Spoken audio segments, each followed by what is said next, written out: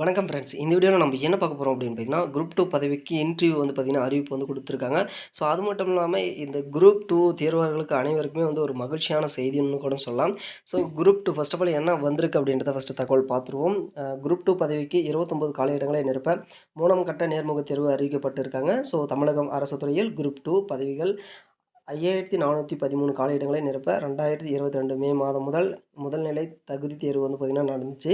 So இதில் தேர்ச்சி பெற்றவர்களுக்கு கடந்த ஆண்டு பிப்ரவரி 25 பிரதான தேர்வு நடந்தது. இதில் தேர்ச்சியானவர்கள் தரவரிசையில் முன்னணியில் பெற்றவர்களுக்கு நேர்முகத் தேர்வு அடங்கி 161 பதவிகளுக்கு 2 கட்டமாக நேர்முகத் தேர்வுகள் நடத்தினாங்க. ஸோ பணி ஒதுக்கீடு முடிஞ்சு அப்படின்னு கூட சொல்லலாம். ஸோ இன்னும் 29 காலி இடங்களுக்கான உள்ளன. அவற்றில் சேர முன்னணியில் தரவரிசையில் உள்ள விண்ணப்பதாரர்கள் முன்வரவில்லை அப்படின்றதையும் வந்து சொல்லியிருக்காங்க. இந்த நிலையில் 3 கட்ட நேர்முகத் தேர்வு நடத்தி காலி இடங்களை நிரப்ப உள்ளதாக தமிழ்நாடு அரசு பணியாளர்கள் தேர்வாணையம் வந்து பார்த்திங்கன்னா டிஎன்பிசி நேற்று வந்து அறிவிப்பே வந்து விட்டிருக்காங்க. ஸோ காலியிடங்களை பொறுத்தளவுக்கு 29 சேர விருப்பம் தெரிவிப்போர் தங்கள் விவரத்தை பதிவு செய்து 3 நாட்கள் அவகாசம் வந்து வழங்கியிருக்காங்க. ஸோ அதன் பின் நேர்முகத் தேர்வுக்கு அழைக்கும் கடிதம் அனுப்பப்படும்.